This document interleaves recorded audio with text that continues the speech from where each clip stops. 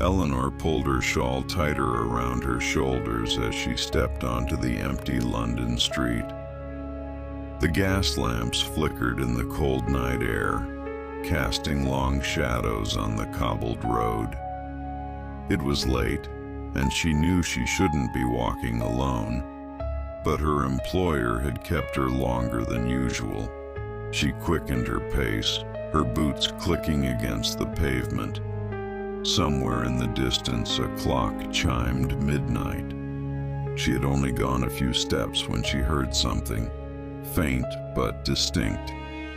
A metallic clang, like boots striking metal. She stopped and looked around, but the street was empty. Swallowing her unease, she hurried forward. Then she heard it again. This time, it was closer. A rhythmic thudding sound, like something heavy landing on a rooftop. Her breath hitched as she looked up. A dark figure crouched on the edge of a nearby building, barely visible against the foggy sky. The figure moved fast. Before Eleanor could react, it leaped from the rooftop, landing gracefully in front of her. She stumbled back, gasping.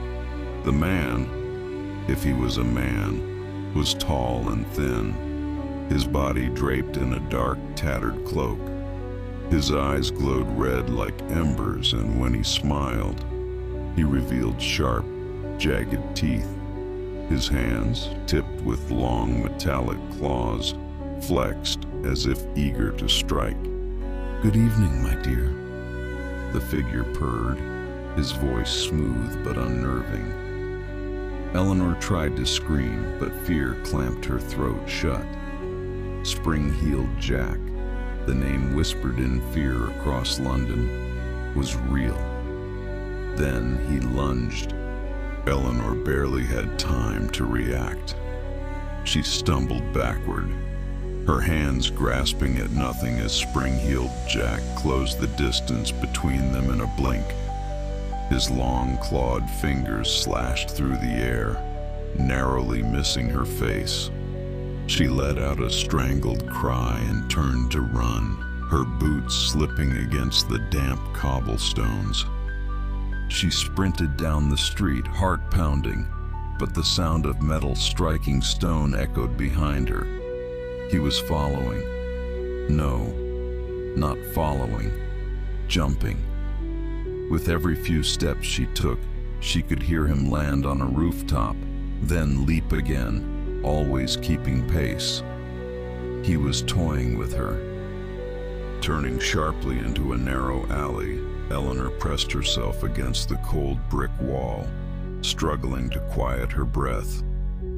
Silence. For a moment, she thought she had lost him. But then, from above, came a low chuckle. Slowly, her eyes traveled upward. Spring-heeled Jack perched on the edge of the alley wall, his silhouette barely distinguishable against the thick London fog. "Tired already?" he taunted. "But we've only just begun." With impossible speed, he leaped down, landing inches away from her. The sickly sweet scent of burning sulfur filled the air. Desperation took over. Eleanor grabbed a loose wooden plank from the ground and swung it with all her strength. The wood struck his chest, but he didn't flinch. Instead, he laughed, a sound that sent chills down her spine. "Oh, how delightful," he mused. "You do have some fight in you." She tried to run again, but this time he caught her. His hand closed around her wrist, claws pressing against her skin. A sharp, searing pain spread through her arm, as if his very touch burned her. "Let's see those pretty eyes full of fear," he whispered. Eleanor squeezed her eyes shut, bracing for whatever horrors would come next. Then, church bells, loud and sudden, their tolling cut through the night. The grip on her wrist loosened. Eleanor dared to peek. Spring-heeled Jack's expression twisted into something unreadable.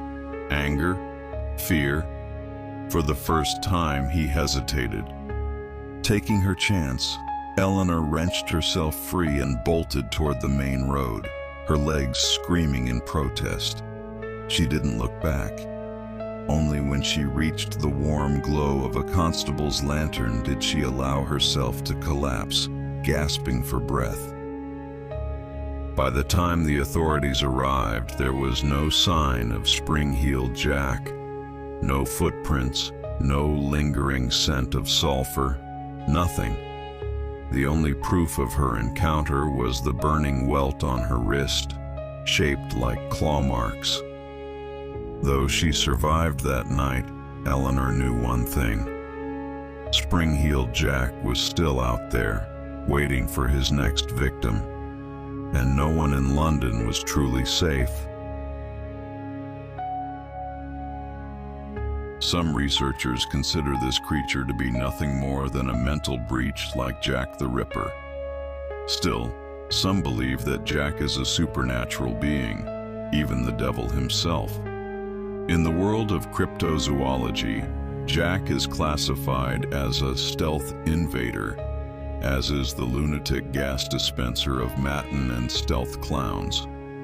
The demon invader himself is a category of terror propagating creatures with human appearance and yet more capable than most humans.